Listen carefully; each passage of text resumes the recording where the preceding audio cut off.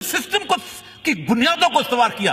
اقبال کہتا ہے اپنی ملت پر قیاس اقوام مغرب کا نہ کر، خاص ہے ترکیب میں قوم رسول ہاشمی.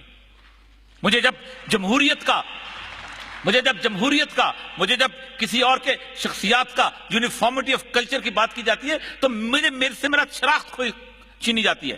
میں جب تک اپنے سربراہ کو وزیر اعظم کہتا رہوں گا، میں اس کا موازنہ چرچل کے ساتھ کروں گا، میں اس کا موازنہ اٹلی کے ساتھ کروں گا. جب تک اپنے صدر کو صدر کہتا رہوں گا، میں اس کا موازنہ آئزنہاور کے ساتھ کروں گا، میں اس کا موازنہ ڈیگال کے ساتھ کروں گا. لیکن اگر اس قوم میں کھڑے ہو کے کوئی شخص اپنے سربراہ کو امیر المومنین کہنا شروع کر دے تو اس کا پہلا موازنہ جو ہے عمر بن خطاب سے ہوگا، علی المرتضیٰ سے ہوگا.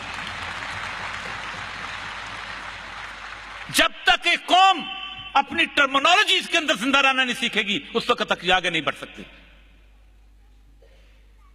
ہم کتنی آسانی سے ایک دوسرے کو آئی لو یو کہہ دیتے ہیں، اس لیے کہ ہمیں اس کا احساس نہیں ہوتا. لیکن اگر کسی لڑکی کو یہ کہنا پڑ جائے کہ میں تم سے عشق کرتا ہوں یا کرتی ہوں تو اس کے ماتھے پہ 10 دفعہ پسینہ آ جائے گا. یہ ٹرمینالوجی کا فرق ہے جس کے اندر زندہ رکھا جاتا ہے. یونیفارمٹی آف کلچر، ایک جیسی جینز پہنیں گے، ایک جیسی قمیض پہنیں گے، ایک جیسا برگر کھائیں گے، ایک جیسی پیزا لیں گے. تمام کلچر. میں اس کی مثال بینکاک سے دیا کرتا ہوں. امریکہ جہاں گیا ہے اس نے اس ملک کو کعبہ خانہ بنا کے چھوڑا ہے. 6 لاکھ طوائفیں ہیں وہاں پر اس وقت بینکاک کے شہر کے اندر. کیا کرتی ہیں؟ کسی سے $100 لیا، صبح اٹھے، نائکی کے شوز پہنے، YSL کی جینز لی، لپسٹک لی، نائکی کی جینز لی، شرٹ لیا اور پیزا کھایا اور رات کو تھکن لے کے اپنے گھر واپس چلی گئی. حلال، ابھی مقرر صاحب نے بڑی مزدار بات کی کہ حلال، میں حیران ہوتا ہوں کہ حلال جو ہے وہ اس جیسے حلال کی سرٹیفکیشن ہوتی ہے. کارپوریٹ کلچر کرتا کیا ہے؟ ایمسٹرڈیم جائیں، ایمسٹرڈیم میں دنیا کا سب سے بڑا طوائفوں کا گڑھ ہے جہاں دنیا بھر سے طوائفیں لائی جاتی ہیں. وہاں 2 گلیاں ایسی جس کے اوپر لکھا جاتا ہے یہاں حلال طوائفیں میسر ہیں. جنہوں نے زندگی بھر کبھی سور نہیں کھایا، جو شراب نہیں پیتی. Is this the concept? داڑھی آدھا انچ چھوٹا نہیں رہنے دیتے ہو. ٹخنوں سے شلوار جو ہے وہ نیچے ہو جائے تو ان پہ سوٹیاں مارتے ہو. لیکن جب ربا کا مسئلہ آتا ہے تو کہتے ہیں ہم نے آہستہ آہستہ کرنا ہے.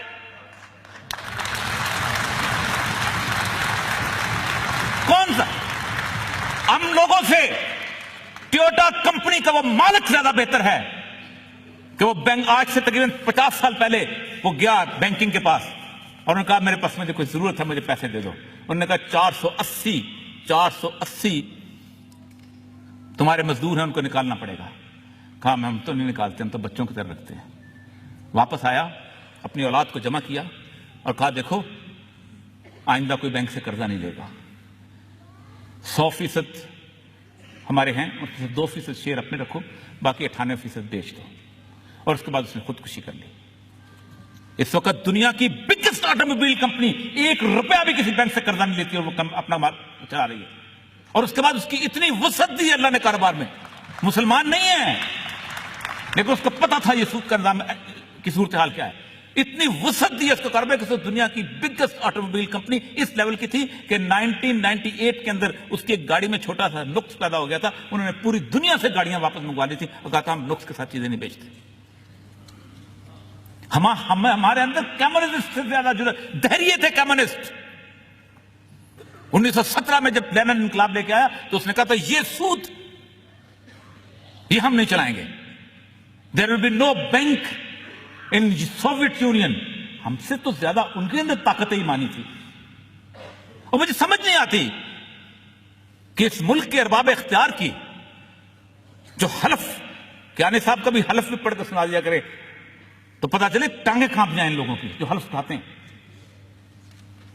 کیا اس حلف اٹھانے کے بعد جب شریعت کورٹ کا فیصلہ آیا تھا تو کیا نواز شریف کی ہمت ہو گئی کہ وہ سود کے خلاف عدالت میں جائے گا؟ کیا مشرف کے اندر یہ ہمت ہوگی کہ UBL کے اس کو کہے کہ تم جا کے دعویٰ دائر کرو؟ میں تو اس مسئلے میں ضیاء الحق کو بھی مورد الزام سے کہتا ہوں. شریعت کورٹ بنائی اور کہا 10 سال کے لیے یہ معاشی معاملات نہیں سن سکتی. یعنی تم سب کچھ ٹھیک ہو. اسی لیے جب کبھی میں یہ آیت پڑھتا ہوں جس میں اللہ تعالیٰ جنگ کا اعلان کرتا ہے تو اس وقت اندازہ کہ اللہ تبارک تعالیٰ نے قرآن جو ہے اس رہتی دنیا تک نافذ کیا تھا. یہ سارے علماء کرام موجود ہیں، شہیدی صاحب موجود ہیں، دوسرے موجود ہیں. ہر ایک مہدی آخر الزمان پہ بلیو کرتا ہے کہ وہ تشریف لائیں گے. یہ ان کا انتظار کر رہے ہیں، ہم بھی ان کا انتظار کر رہے ہیں، سب ان کا انتظار کر رہے ہیں. میں ایک سوال علماء کے سامنے چھوڑے جا رہا ہوں جو خلافت اعلیٰ منہاج النبوہ کی بات کرتے ہیں یا امامت کی بات کرتے ہیں.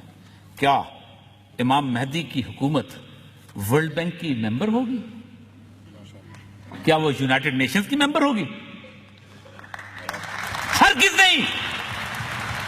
اگر خلافت اعلیٰ منہاج النبوہ IMF کی، ورلڈ بینک کی ممبر نہیں ہو سکتی تو میرا ملک بھی نہیں ہو سکتا اگر ہم واقعی ایمان کی طاقت رکھتے ہیں.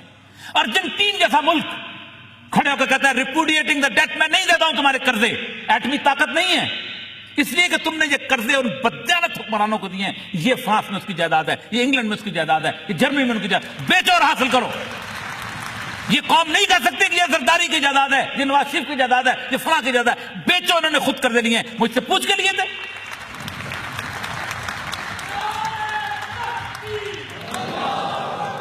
ہم جب تک اس بات کا ادراک نہیں کرتے، جب تک ہم اس سسٹم سے باہر نہیں نکلتے، جب تک ہم اس بنائے ہوئے عمارت کو دھرام سے نہیں گراتے، اس وقت تک ہمارا حشر ایسے ہی رہے گا. آج اگر صرف بینکنگ سسٹم آپ ختم کر دیں، میں دعوے سے کہہ سکتا ہوں آپ کی پولیٹیکل پارٹیز کے آدھے جلسے ختم ہو جائیں گے. ان کے پاس سرمایہ آتا کہاں سے ہے؟ کون ان کو دیتا ہے؟ یہ آرٹیفیشل کریڈٹ کریشن کون سی ہوتی ہے؟ تو بنیادی طور پر یہ سود کو اس عمارت کے اندر حلال کرنے کی ضرورت نہیں ہے. شراب خانے کے اندر مسلح بچھا کے نماز پڑھنے سے اور یہ کہنا کہ ہم ٹھیک ہیں اور اب اس طرح راستہ ہم نکالیں گے، اس سے راستہ نہیں نکلے گا. شراب خانہ ڈھائے گا. جب تک یہ شراب خانہ ڈھایا نہیں جاتا، کیا سید الانبیاء صلی اللہ علیہ وسلم نے جب فرمایا تھا کہ آج میں ربیہ کا خون معاف کرتا ہوں قصاص کا، اور ساتھ میں عباس ابن عبد المطلب کا سود معاف کرتا ہوں، کیا عباس ابن مطلب نے کھڑے ہو کے کہا تھا کہ مجھے کچھ مہلت تو دو ذرا، میں اپنے پیپرز درست کر لوں، میں کوئی راستہ نکال لوں؟ کبھی دیکھیے گا عباس ابن مطلب کا قرضہ کتنا تھا جو انہوں نے دیا تھا. چچا حکم آ گیا، ختم. میں اصل در بھی نہیں لیتا ہوں کہ اس میں شبہ اس بات کا ہے کہ کہیں سود کی گلاوٹ نہ ہو جائے. کوئی راستہ نہیں ہے، کوئی طریقہ کار نہیں ہے. کیانی صاحب نے کہا سپریم کورٹ یہ کرے گی کچھ؟ جہاں شرم آنی چاہیے. میں نے اس دن کالم بھی لکھا تھا کہ کنٹیمپٹ آف کورٹ لگتی ہے سرمد جمال عثمانی کے پر، جو کہتا ہے کہ جو سود نہیں لیتا وہ ٹھیک ہے، جو لیتا ہے اس کو اللہ پوچھے گا. تو پھر جب کوئی جناب الجبر کا کیس آتا ہے اس میں بھی کہہ دیا کرو گا. پھر جب کچھ چوری کرنے والا آتا ہے اس میں بھی کہہ دیا کرو گا. تمسخر اڑایا جاتا ہے اس قوم کا. آخری ایک حدیث سنا کے اجازت چاہوں گا. سید الانبیاء صلی اللہ علیہ وسلم فرماتے ہیں کہ ایک بستی میں اللہ تبارک تعالیٰ نے جبریل علیہ السلام کو بھیجا اور کہا جاؤ جا کے اس بستی پر عذاب نازل کر دو. جبریل واپس چلے گئے. کہا میں نے ایک ایسے شخص کو دیکھا ہے کہ طرفت عین، آنکھ چپکنے جتنا بھی گناہ نہیں کرتا، میں کیا کروں؟